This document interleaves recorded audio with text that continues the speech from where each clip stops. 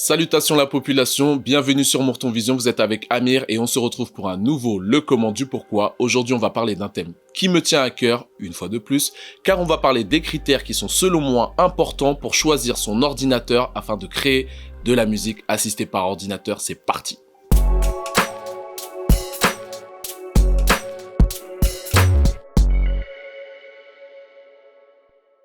Avant de commencer, je voulais remercier tous ceux et celles qui prennent le temps de regarder ces vidéos, c'est du taf, mais quand je lis vos retours, vos encouragements, que ce soit en DM ou en commentaire, ça me donne la force pour continuer, donc voilà, merci encore. Alors, forcément, l'ordinateur en MAO, c'est le centre, le cœur, le nombril de ton monde de créateur. C'est en quelque sorte le chouchou de la famille, même si t'es pas censé dire qui est le chouchou dans la famille, tout le monde le sait, ça se voit. Tu l'utilises tout le temps, tu le travailles avec toi, où que ce soit, de Ouagadougou au fin fond du Pérou, big up Oxmo. Selon les époques, le centre du studio et du home studio peuvent varier.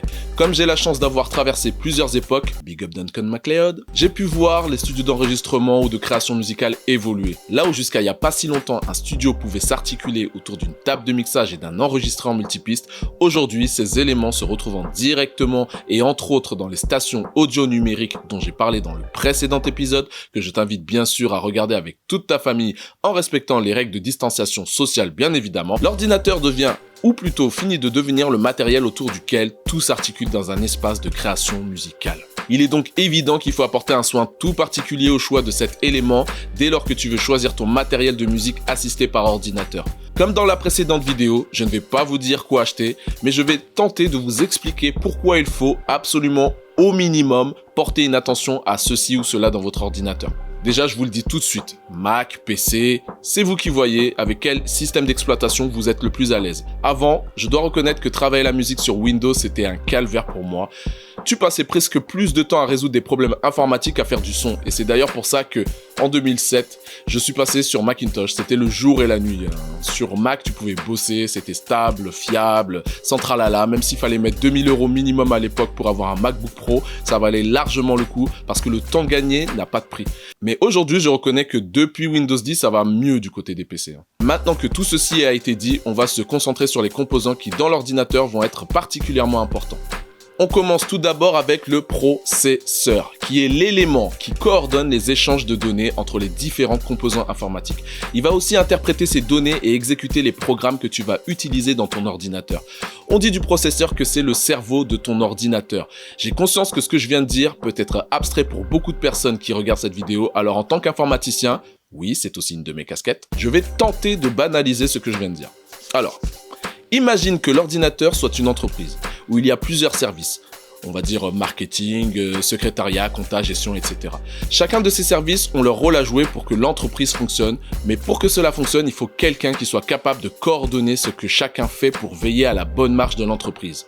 Cette personne saurait prendre l'information de chacun des services, la traduire pour que d'autres services puissent la comprendre, et tout ça, il le fait parce que toi, utilisateur de l'ordinateur qu'on pourrait apparenter au chef d'entreprise, tu le lui demandes simplement en appuyant sur des touches et en cliquant sur une souris. Voilà, cette personne dont je viens de te décrire le rôle, c'est pas ta mère, c'est le processeur. Maintenant, pour faire ton choix, c'est simple. Je vais pas te mentir, pratiquement tous les processeurs que tu trouveras sur le marché vont te permettre d'utiliser un logiciel de MAO. Mais la question que tu vas te poser, c'est est-ce que tu veux que la personne qui coordonne ton entreprise soit lente, incapable de faire plusieurs choses à la fois et peu fiable? Spoiler alerte, non. Donc voilà, quand tu achètes un ordi pour travailler, assure-toi de ne pas faire d'économie sur cet élément qui va être central dans ta vie de tous les jours. Je ne vais pas faire ici un cours sur la différence entre les processeurs, que ce soit Intel, AMD, Apple Silicon, la vitesse des processeurs ou l'importance des cœurs.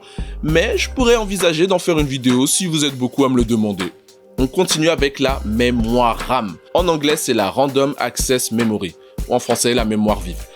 La RAM, qu'on retrouve de plus en plus souvent soudée à la carte mère ou en barrette en vente tout à fait légale chez ton dealer informatique, va permettre notamment de stocker des données essentielles au lancement et à l'exécution de vos applications, logiciels et surtout dans un premier temps de votre système d'exploitation qui est de plus en plus gourmand, il faut le dire, en ressources. Tant que les applications ou que votre ordinateur sont allumés, ces données restent stockées dans la RAM. Donc comprenez que plus la capacité de stockage de la RAM est grande et plus votre ordinateur pourra y stocker ces données avec aisance. Et donc, ce ne sera pas en train de ramer. T'as compris le jeu de mots? Ramer. Je vais essayer de vous expliquer en d'autres termes le rôle de la RAM. Imaginons qu'on soit dans une entreprise, on va dire la même entreprise que tout à l'heure, avec différentes équipes de travail. Imaginez que la mémoire RAM soit des locaux sans place attitrée avec une capacité d'accueil limitée de 16 personnes. Premier arrivé, premier servi. Quand vous ouvrez une application, un logiciel, un VST, etc., c'est une équipe plus ou moins importante qui s'installe dans les locaux. Tu me suis? Au bout d'un moment, les équipes arrivent en masse et les locaux sont saturés et pour en accueillir d'autres, il faut que des équipes déjà présentes s'en aillent et laissent la place à d'autres. Tu me suis toujours? Parce que si la capacité d'accueil est dépassée, une alerte retentit et on évacue tout le monde pour recommencer. C'est un peu ce qui se passe quand la RAM est surchargée et que ton ordi freeze ou bug. Si tu es un bon gérant, tu fais quoi?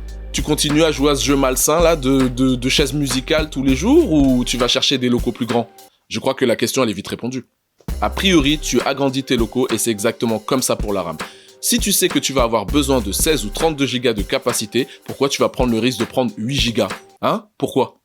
On va terminer avec le disque dur. Bien entendu, qui est une mémoire ROM, une mémoire morte en opposition à la mémoire RAM, une mémoire vive. Car quand vous éteignez l'ordinateur, les données qui s'y trouvent, y restent. Si vous voulez libérer de l'espace, il vous faut le faire par vous-même, contrairement à la RAM où tu coupes l'électricité et ciao bambini. C'est un élément très important car il vous permettra de stocker le système d'exploitation, les logiciels, les banques de sons, les photos de votre chérie, tout en fait.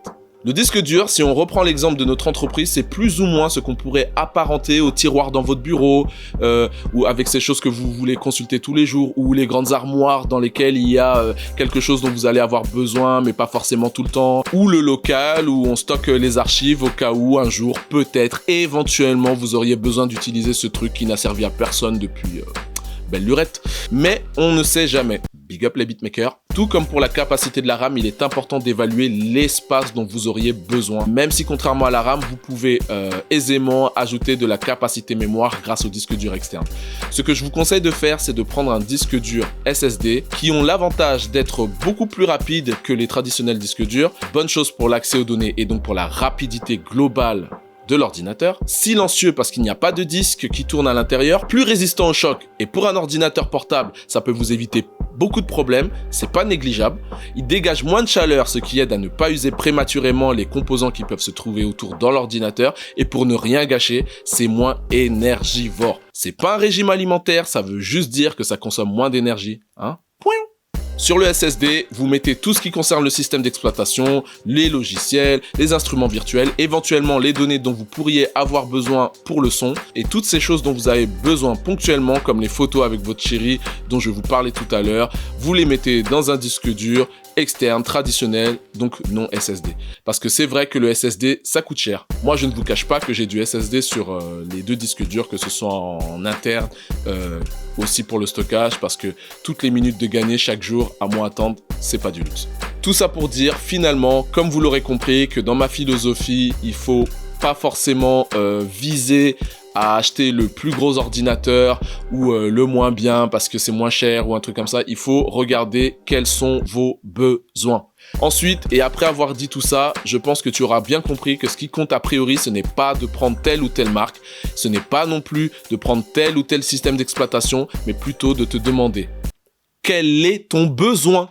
Si pour faire de la musique, tu as besoin d'un ordinateur étant capable d'ouvrir des logiciels gourmands en ressources, ne prends pas les 300 € que tu as économisé à chacun de tes anniversaires pour acheter un PC qui ne tiendra pas le coup quand tu vas lancer FL Studio et quelques VST. Prends ton temps, économise plus d'argent et investis dans un outil qui va pouvoir t'accompagner au moins un minimum. Pour pouvoir faire de la MAO à un niveau sérieux, je pense qu'il faut au minimum un i5 en termes de processeur ou un équivalent. Du 16 Go de RAM, c'est le minimum, même si beaucoup d'autres te diront que 8 peuvent suffire. Moi, je pense que faut faire gaffe parce que les logiciels, plus on avance et plus c'est gourmand, donc voilà. Et niveau disque dur, le minimum de chez Minimum, pour moi, c'est 256 Go et le mieux, vraiment le mieux, mais je pense que c'est même pas juste un mieux, c'est essentiel, c'est de le prendre en SSD. Et je dirais de prendre 1 Teraoctet en stockage traditionnel, en externe par exemple. Je vous laisse faire vos recherches et vos calculs, d'autant plus que les prix varient. Il n'y a pas si longtemps que ça, un SSD c'était une fortune. Et maintenant, ça a un coût qu'il est acceptable de payer pour travailler correctement. J'ai pas voulu vous casser la tête sur une trop longue durée, donc je me suis dit que j'allais me concentrer sur la partie ordinateur pour cette vidéo et que dans la prochaine, on allait se concentrer sur le matos à articuler autour de ce même ordinateur, comme le clavier maître, la carte son, les claquettes, la chemise hawaïenne, quoi.